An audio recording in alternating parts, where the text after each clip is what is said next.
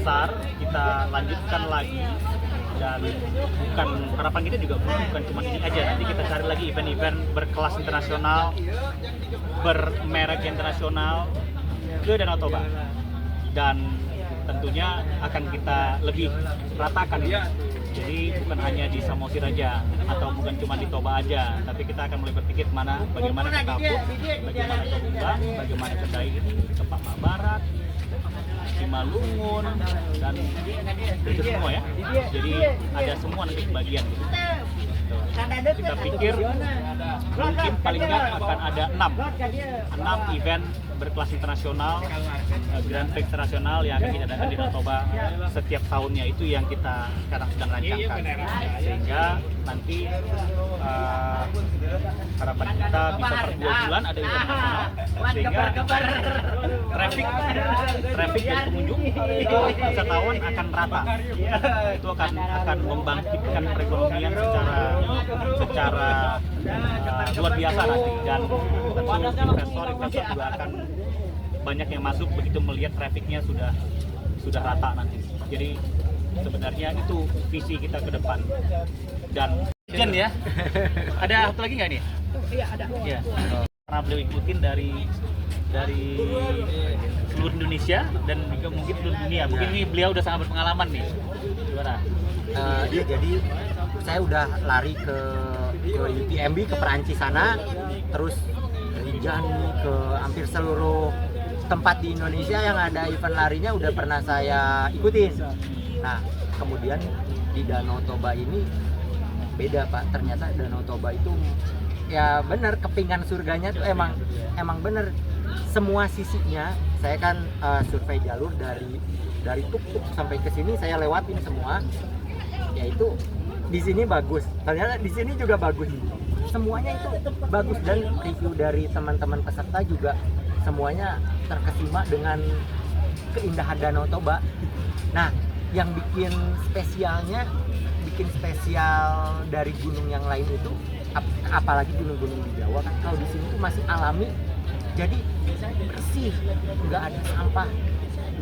Iya, nggak ada sampah. Cuman ya PR-nya kita pas jalurnya harus dibersihin. Jadi sebelum lomba kan, tapi warga sini sangat support untuk event ini. Sebelum lomba tuh mereka ya gotong royong lah untuk menyukseskan acara ini, karena ini tuh event bukan punya BPODT atau yang lain, ini punya Danau Toba, punya warga Danau Toba. Jadi semua warga di sini tuh merasa memiliki itu. Dibandingin tahun lalu, seingat saya tuh ada 12 desa yang kita lewati ya. Kalau tahun ini ada berapa desa Pak lewati Pak? Berapa desa ya?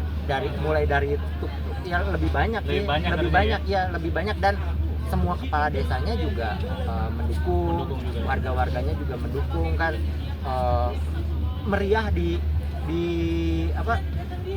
jalur juga.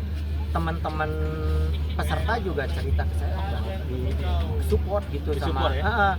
Di WS water station, di aid station, warga-warganya ikut berkumpul di sana. Hospitality keren kan? Nah, keren.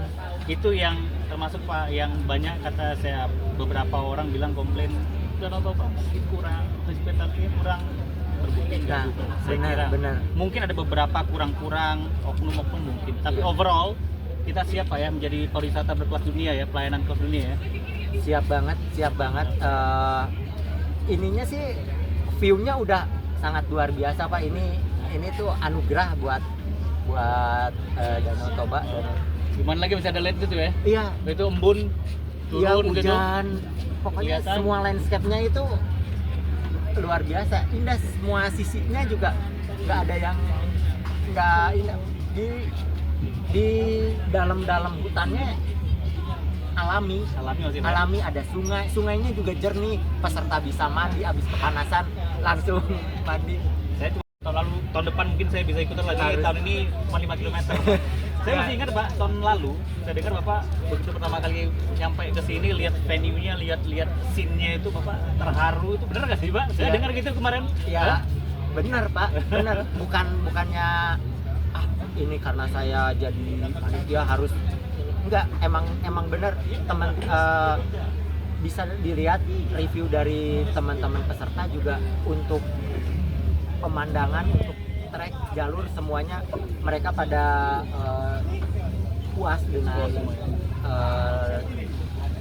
view di Danau Toba ini. Iya. Nah, itu dia yang saya bilang, bagaimana konsep itu untuk melibatkan masyarakat lokal sebanyak-banyaknya. Terbukti dari tahun lalu dan tahun ini kita semua desa yang lewat itu kita libatkan semua.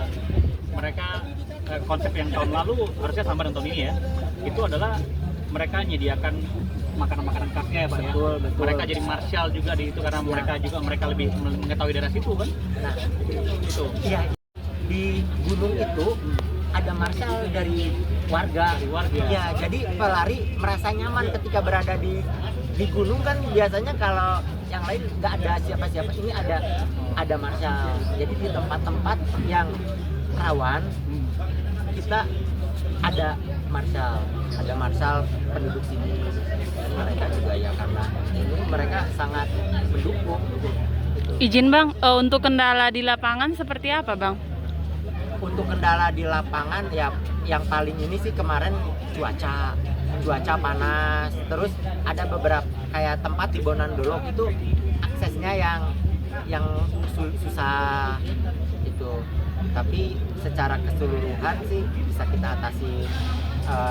Kemarin sempat logistiknya habis kan panas, jadi pelari tuh banyak pakai es batu, terus minum lebih banyak, jadi logistiknya kurang, tapi bisa di backup dengan aid station yang ada di dekatnya. Dari Bonandolok habis, dari Ginolat supply gitu. Jadi panitia udah matang mikirnya ya. Ya. Jadi supply cadangan dari mana? Ya gitu. betul. Udah ya. Dan ininya juga kayak kepolisian, Basarnas juga itu sangat mendukung ya, support. Jadi ini ada helikopter, kemarin juga ada. Oh, ada Ya, ya. ada helikopter kayak di UTMB aja. Emang ini UTMB Pak? Iya benar, kayak UTMB pusat. Oh, Ini masih pusat ya? standar Iya, iya. UTMB itu emang benar-benar ya harus semuanya terpenuhi. Kemarin nggak ada es, nggak boleh start, itu dari UTMB-nya. Kita masih akui Pak, emang teman-teman IO gitu kan memang standarnya mereka penuhi semua, no compromise standar Pak ya. Betul, karena ini tentang keselamatan. Iya, Pak. mudah-mudahan tahun depan juga bisa lebih rame ya. Iya, siap. Saya siap mempromosikan Danau Toba ke penjuru dunia ini ke teman-teman. Terima kasih Pak. Ya. Ya, terima kasih ya. Mungkin ininya sih yang minusnya itu kayak di race centralnya aja gitu. Di sini kalau dari teknis jalur pemandangan itu aman, cuman kemarin kan sempat pelari itu lewat sana, waterfront itu ada pertunjukan, jadi nggak bisa lewat, itu penuh orang, itu aja sih. Ada satu hal lagi nih yang kemarin saya juga dengar dari Bapak waktu itu kan tahun lalu kan ke sana ya, sama Pak Andre juga ke Prancis ya kali ini. Iya benar. Dan satu yang saya ingat itu dari mereka bahwa dampak ekonomi itu, efek multiplier-nya itu lebih besar lagi kita dapatkan after event. Nah ini konsepnya nih. Ya. Jadi 100 km yang kita punya sekarang itu akan kita bagi-bagi dalam mungkin 10-15 segmen mungkin 10, jadi sekitar 10 kilometeran gitu. Nah itu nanti kita jadikan paket-paket wisata rutin sepanjang tahun. Melibatkan siapa? Ya tadi marshal yang ada dari kampung itu tadi, penyedia makanan dari kampung itu tadi. Nah, jadi setelah event ini dia bergulir terus ekonominya.